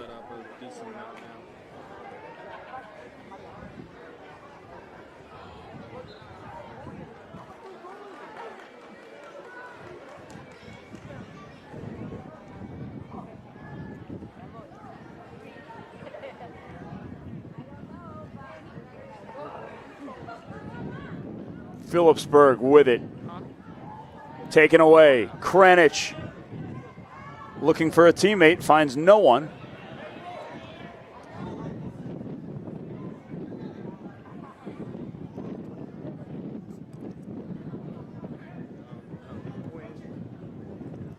Phillipsburg on the counter. Good slide tackle there.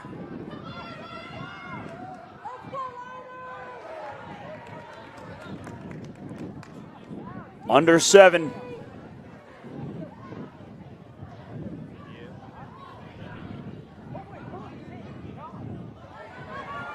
High cross from Phillipsburg, and the wind caught it, and it is deep in the Easton end.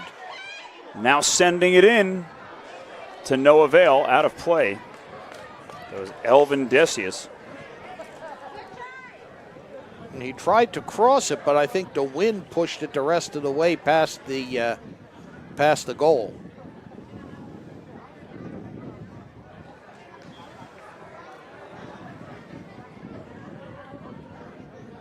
Here comes the goal kick from Easton.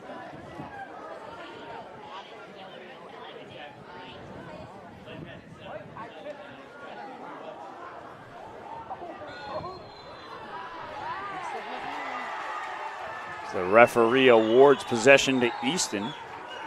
Can't even tell if the crowd is delighted or furious at this point. It's just been yelling every time the referee makes a call anywhere.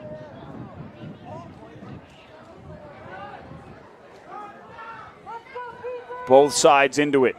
5 minutes remaining.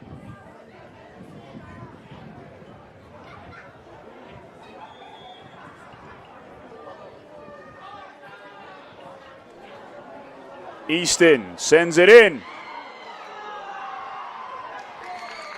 And Cale Truxell is able to handle that with ease. Probably the best shot Easton's had. Here's Decius again. He's got it taken away. Olufemi. Now Kranich trying to change fields. Easton marching forward. Trying to split defenders to no avail. Oh! Excellent slide tackle there. Keeps possession with Easton. And then an aggressive, confident kick.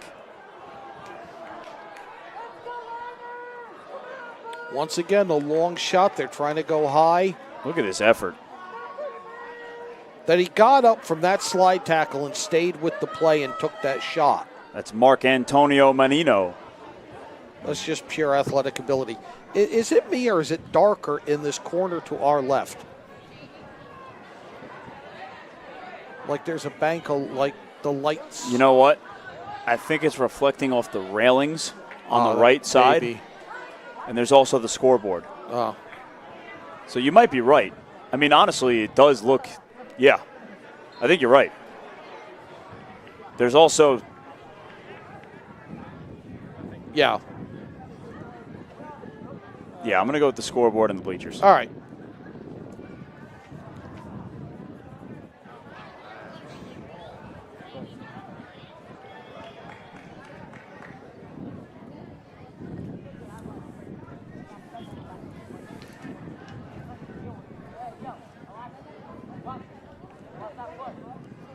Phillipsburg's throw in.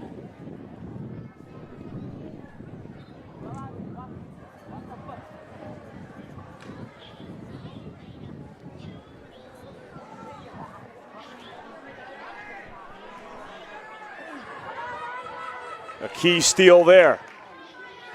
Now sending it in. Looking for Decius. Decius won the foot race, but the defender had his body between Decius and the goal. Give and go try there by Phillipsburg. They've still got possession. Easton finally putting a stop to that attack for the time being. Now a turnover.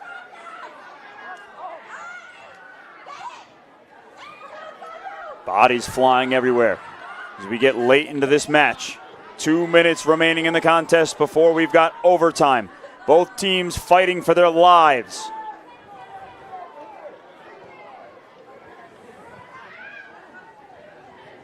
What more could you ask for in the Delaware River rivalry? There really have been two great games. Absolutely. And there's a pass up ahead. Evan Thornton on his horse trying to get to that one.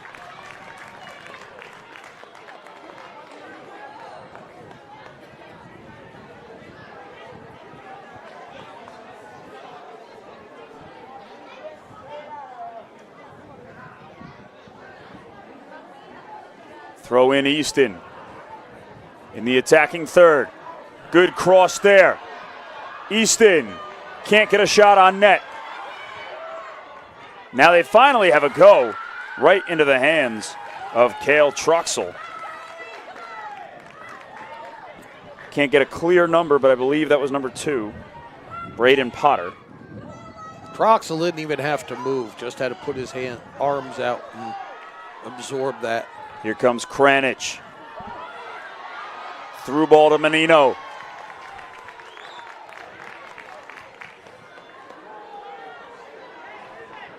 .33 ticks in the ball game.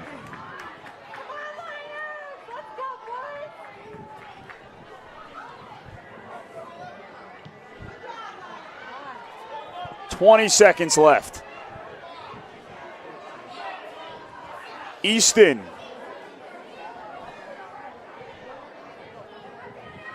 Throws it right to a Phillipsburg defender.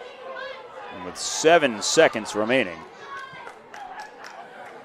And now we have zeros here in the second half. We've got a stalemate on our hands. We're locked at 0. Phillipsburg and Easton here at Lafayette College. It's the Delaware River rivalry on the Garden State Network. Overtime action still to come.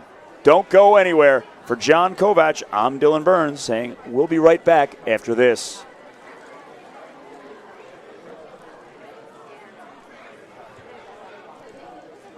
Welcome, food lovers. Are you hungry for something truly delicious? We've got just the thing for you.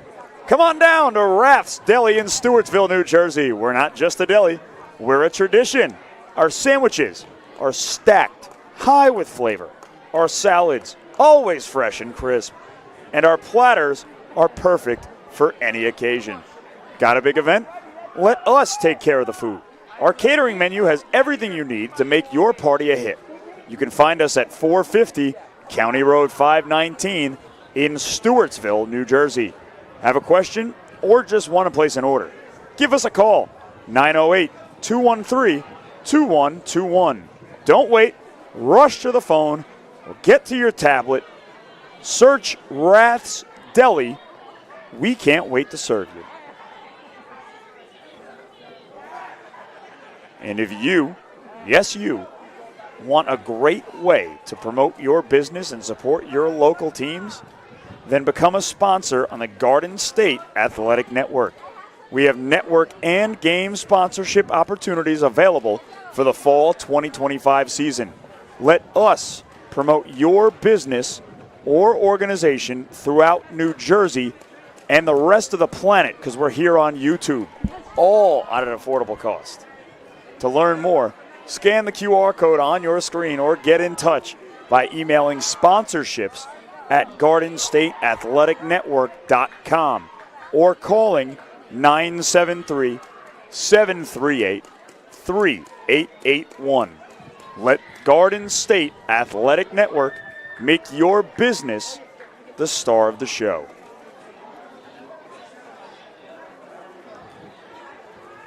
Welcome back to Lafayette College. We've got more soccer for you here on the Garden State Athletic Network. It's the Delaware River Rivalry.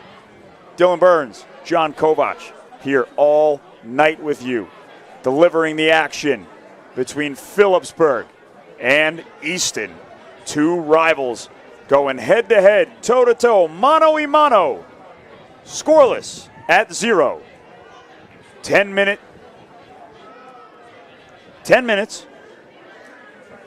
in both overtime periods to decide the fate of this one. 80 minutes wasn't enough, John. Wasn't enough in the opener for the girls. Phillipsburg ended a 10-year run by Easton just 3 minutes in. Trouble is, for this game, I haven't seen the chances to finish from either club. I've seen a lot of back and forth soccer. I've seen some good slide tackles and good physical play, but in terms of chances to finish, few and far between. Few and far between. You're absolutely right, John. With 90 seconds until the start of this overtime period, I would say Phillipsburg has done a better job of maintaining possession and taking care of the ball. However, they haven't been able to turn them into any real chances, as you just said. And Easton's approach of dump and chase hasn't really helped them out, seeing a plethora of opportunity as the rain continues to pepper everyone on the pitch. I mean, it's really coming down now. Northeastern Norm is making his presence known. Don't even, because at the risk of starting trouble, there was a TV station in another state. Officially the only body that can name a storm. You're not on my camera. What? Is the National Weather. Really? The National Weather Service has to. But there was a TV station that many years ago realized that if they named the storm, people were more likely to tune in. So they would start naming winter storms. Now, they had no authority to do so, but they would name every winter storm. And then the Weather Channel picked it up. But then what would happen is the Weather Channel would name a storm in the Midwest, but then it'd be 2 weeks, 3 weeks before the other Connecticut would get one. Gotcha. So this one will be on like Winter Storm C, but this one will be on Winter Storm A But they were naming them all. I'm just like, just stop. Groundbreaking events going on here on the Garden State Athletic Network as we become the first people in human history to name a Nor'eastern. Nor'easter norm. Nor'eastern norm. Based on nothing. Because we say so. Well, when it arrived, we said, hi, Norm, just like cheers. Hey, Norm. Overtime action here underway at Lafayette College between these two rivals. It's the Delaware River rivalry between Easton and Phillipsburg. Hey, Normie, you know that the team that scores first is going to win this? I mean, that was the decision there for sure by Theodoritis. And that, the first low shot we've seen. Everybody's been trying to go high and tuck it under the crossbar. With the conditions, I think you've got to make a low shot. I would agree. I mean, we saw early in game one, somebody took a shot from around midfield and tried to, they let it bounce, and that ball nearly skated by the goalie. So it's been interesting to see, again, like you just said, everybody's going high. Force the goalie to make a spectacular play. Yeah. Well, that was almost a handball. Regardless of the sport, my feeling is always make them make the play. That was always my approach in coaching baseball. I would preach contact, which, by the way, in the year 2024 is like... Contact? Yeah, exactly. What's that? But, I mean, the idea is to put the ball in play and force the defense to make a play. Right. Similar idea here. It's wet, it's rainy, the wind is whipping, it's 40 degrees. We are 160 minutes into soccer action.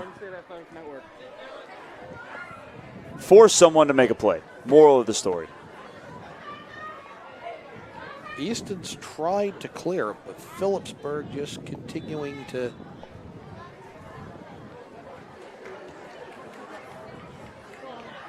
keep it bottled up. And the weather continuing to pick up. Not in a good way.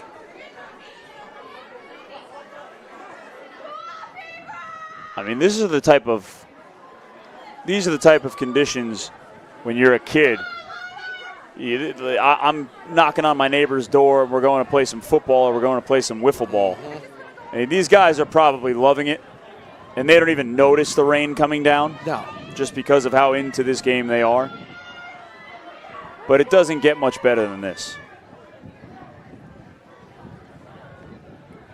Or I'm a lunatic, and these conditions are just unbearable, and anybody would hate to be in them. I see it as an opportunity to have fun. What I used to say to my football guys when it was a day like this is that football forces you to appreciate being outside in weather like this. Otherwise, you would be inside and you would miss this. I'm glad we're inside tonight. Just saying. That's all I got. Warm for the time being, unfortunately, due to gentlemen in bright yellow vests, as we have an injury. Referee signaling for the athletic trainer, which is probably the longest run of the season for that poor gentleman. That it's just really, torrential out there. It's brutal. Monsoon is the word that I would use. I mean, this is brutal as somebody. You can There's see a how fan inching towards the field, multiple fans over here they're just talking to a player. Seemingly friendly conversation or words of encouragement. No malice. You can see how wet the flag is. Look at it. Sopping.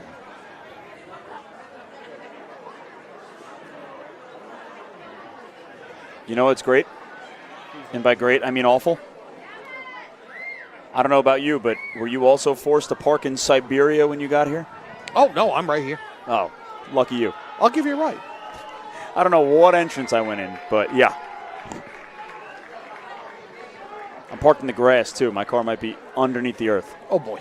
Good. Good luck with that. 6.5 remaining here in the first half of overtime. If we stay scoreless after 6:24, We will play one more 10-minute overtime period.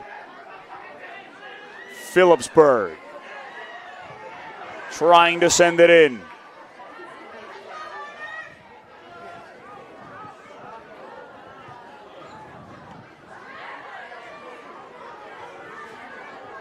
Both teams exchanging possession.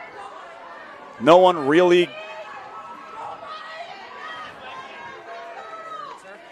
caring or taking care, you know what I'm saying, taking care of the ball. There's no, Now we've got a shot here by Easton. Marching forward. Kranich trying to gain control. It's Decius with Joseph Ferretto up ahead. And ultimately, it's Elias Theodoritis storming out of the net, making that play for Easton to keep this a scoreless tie. Oh, knuckleball. Yeah, it's just dying in the wind. They just, it's like hitting a chip and it just hits a wall of wind. Phillipsburg trying to make something happen. It's been such tremendously unsettled soccer.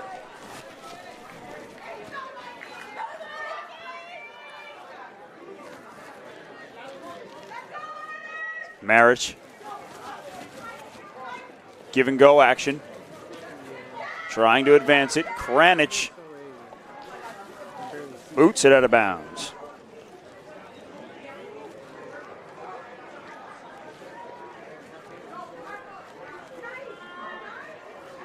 Who is going to make a mistake first, and is that the one?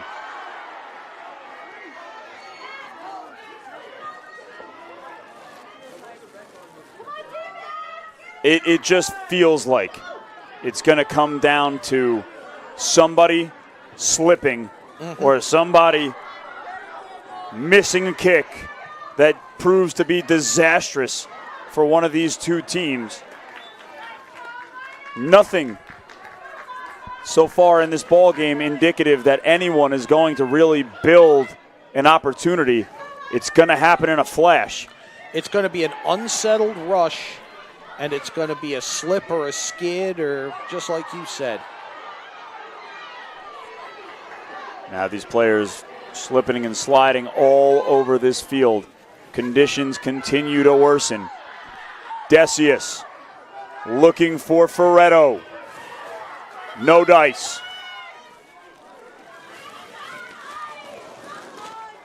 Phillipsburg in control until that slide tackle. Now another slide tackle. They are letting them play right now. And now a go from Phillipsburg, but that had really no chance. And now multiple players. An Easton player and a Phillipsburg player down on the field.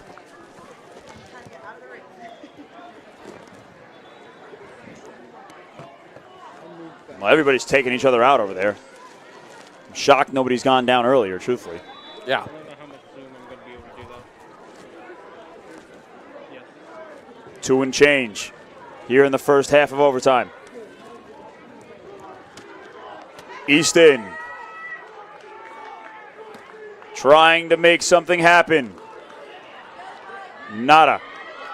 Oh my, dangerous pass back to the keeper. Very dangerous pass.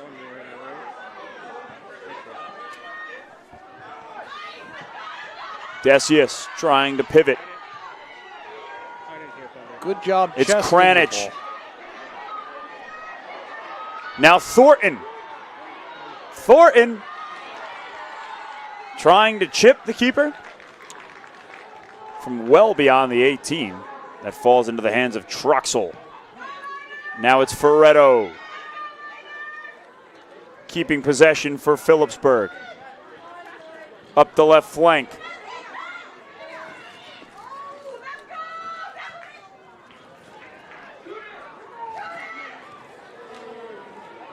Phillipsburg with 90 seconds remaining. in the first half of overtime. Can they find a way to walk out of here victorious and sweep the Delaware River rivalry? Still with it. And these keepers, John, have to be on their toes here. Some of these shots have some real spin to it. And in these wet, slippery conditions, one of these balls sneaks by them, they're going to be seeing nothing but their palms, just holding their head in their hands in disappointment. Your gloves are wet. The ground is wet. You're not getting a true roll. You're not getting a true bounce. Decius around defenders. It's a corner for Phillipsburg. Decius slow to get up.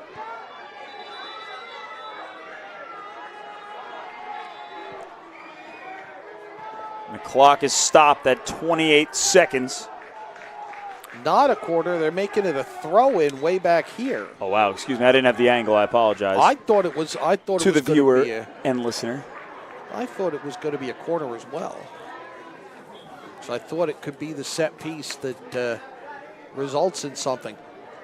Troxel out at the top outside of the 18-meter box. Joe Ferretto, calm, cool, and collected with the ball over on the right sideline. 28 seconds for a miracle. Phillipsburg on the throw-in. Easton ball. A whistle there, a violation results in Easton getting the ball now. 23 ticks to go. And a turnover. Joe Ferretto still with it. He gets taken down, but no call. 15 seconds. Phillipsburg sends it in. No dice.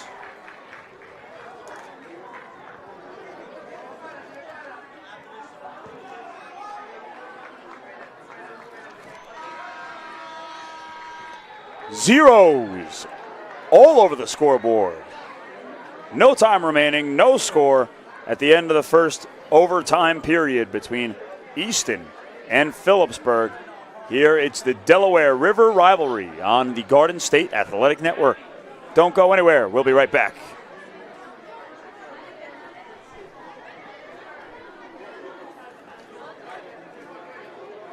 Welcome, food lovers. Are you hungry for something truly delicious? We've got just the thing for you. Come on down to Rath's Deli in Stortsville, New Jersey. We're not just a deli, we're a tradition. Our sandwiches are stacked high with flavor, our salads are always fresh and crisp, and our platters are perfect for any occasion. Got a big event? Let us take care of the food. Our catering menu has everything you need to make your party a hit. You can find us at 450 County Road 519 in Stortsville. Have a question or want to place an order? Give us a call at 908-213-2121. Don't wait. Stop by Rath's Deli today. We can't wait to serve you.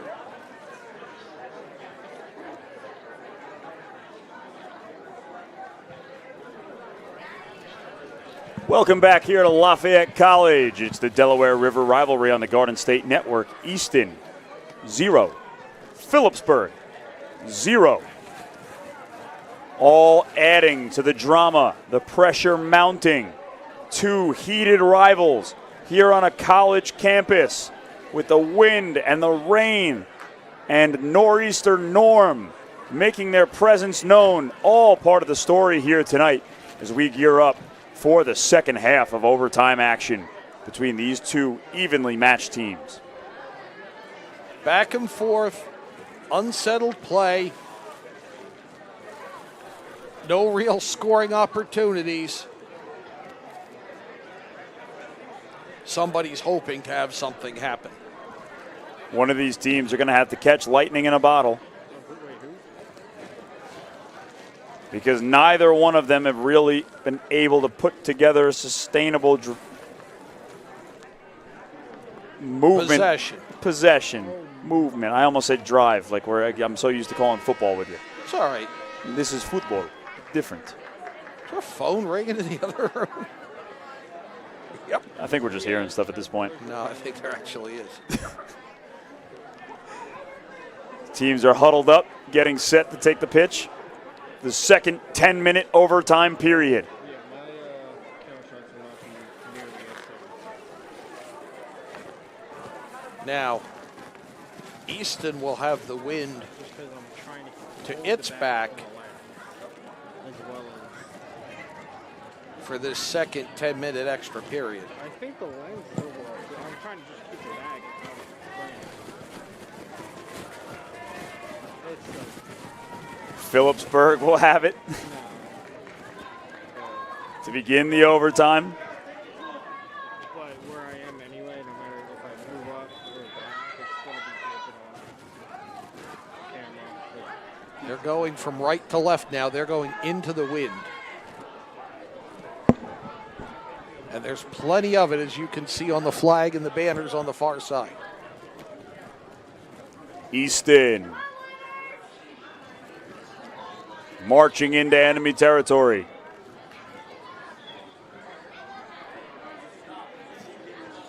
Actually, Easton looking like they could put something together here until they turned it over right there.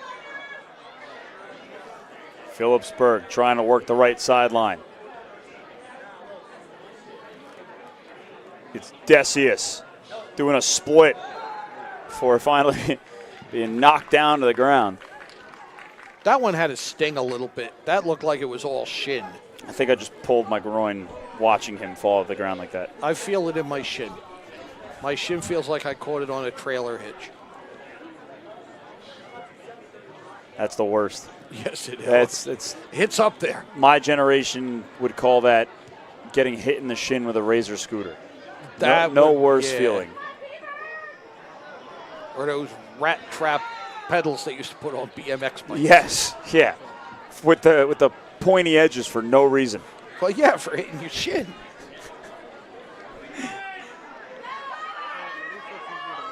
Easton. That was a well-placed ball up the middle, but nobody there to receive it. And now Ferraletto up the right side. Joe Ferretto hits his teammate in the back. He couldn't locate that pass. Willie Mays, that young gentleman, is not. Free kick, Easton.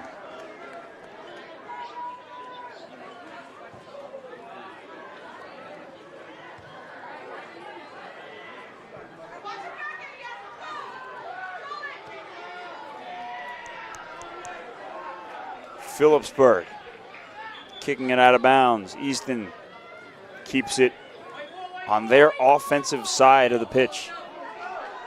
Oh, and the referee just changed his mind and gave the ball to Phillipsburg.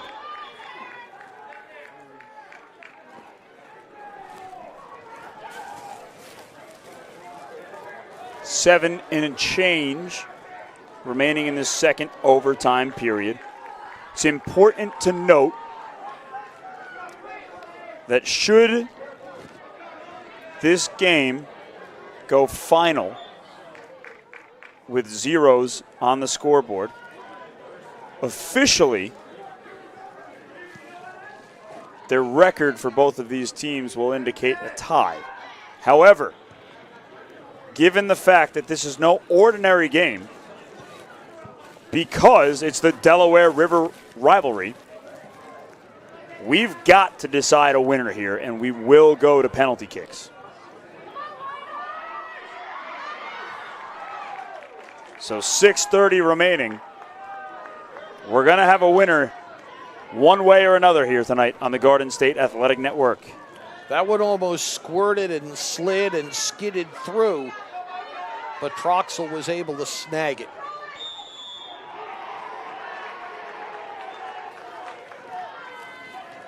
Easton, John, you said it at the top of this overtime. A little positive momentum here. It's like a different Easton team since the second extra period started. Controlling the ball. Easton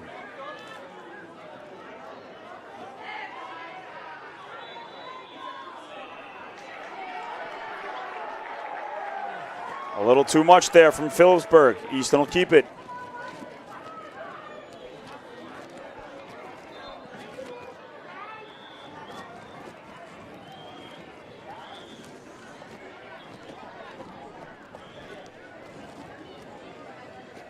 Setting up the free kick from a mile away. We'll see if he goes high with this. Same goal. I was gonna, Tries to serve it in. I was just going to let that one go. And he does. And that ball nearly skates by Cale Troxel, who's been perfect tonight. And we said it, John. Any ball on net runs the risk of going in and out of the hands of these keepers, and that was nearly the case. Fancy footwork up the right sideline. Easton building something here. A ball on the ground is going to have backspin, topspin, side spin. Your gloves are wet. It's going to be increasingly difficult for a goaltender to play it. Substitutions for both teams. You got to get fresh legs out there. I mean, we're in the 95th minute.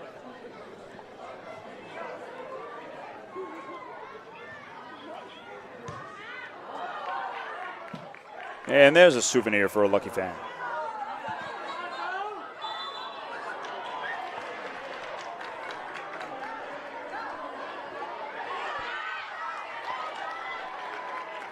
Phillipsburg trying to run a fast break after the ball into the stands, and now after this one, trying to tightrope walk it up the near sideline. Trying to get it to Ferretto in space. It's the second time that a Phillipsburg player's been hit in the back. Miguel Mejia looking for his teammate. Yusuf Ahmed. Over to Braden Crespo. Sending it in. Easton with it. Yusuf Ahmed applying pressure. 3 minutes remaining. Easton has all the momentum.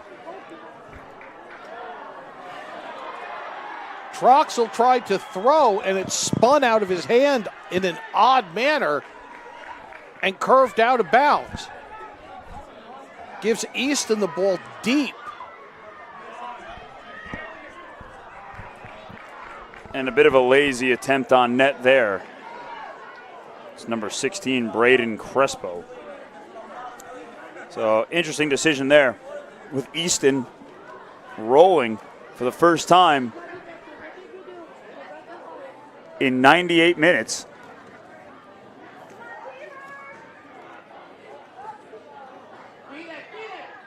Now here's Phillipsburg back the other way. Looking for Decius. Decius finds the back of the net. Phillipsburg wins it.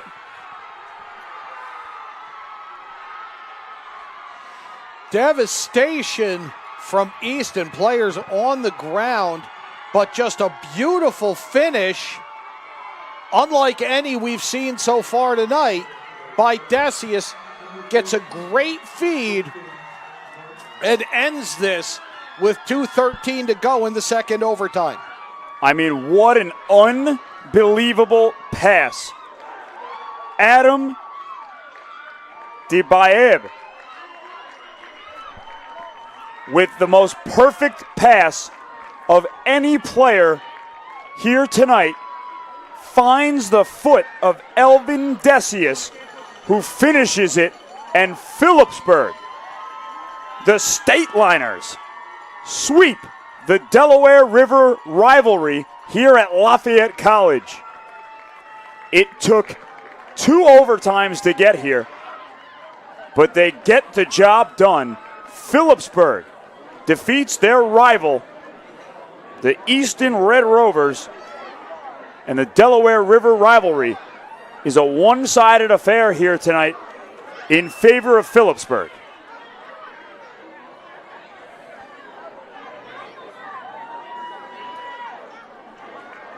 for John Kovach. I'm Dylan Burns, and if you're just tuning in, you missed all the action. I hate to be the one to tell you. Luckily, there is playback on these videos because we just witnessed two of the more entertaining high school soccer games that you will see ever, anywhere. Unbelievable action here tonight on the Garden State Athletic Network. In game one, it was Phillipsburg trailing most of the way. They score a goal late to tie it up. It was Paige Zeckman. And then again in overtime, Anaya Gertis. And then here, the cherry on top, Elvin Decius, the hero here for Phillipsburg against Easton. They go home happy. They sweep the Easton Red Rovers in the Delaware River rivalry. Really the best opportunity of this second game. Really, you could almost argue the best opportunity of the night comes right on the final shot. Decius is running in. He's in a foot race. There's a little bit of contact. They let it go, and Decius is able to finish it and bring the trophy home. And Easton has to be beside themselves because they had every ounce of momentum in their favor there in the overtime session, the second of two overtime sessions, because they were finally putting together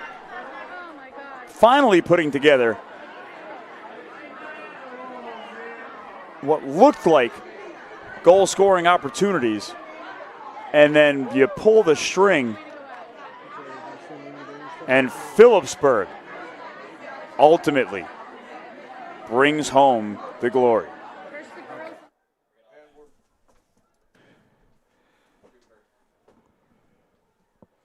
And now we've got the awards ceremony here for both of these squads.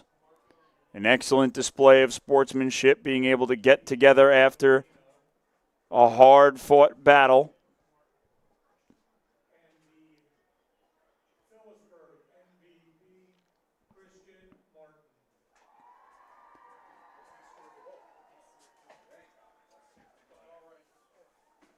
And Dylan, we're told it's Christian Martin on the winning goal. And he was just awarded the MVP.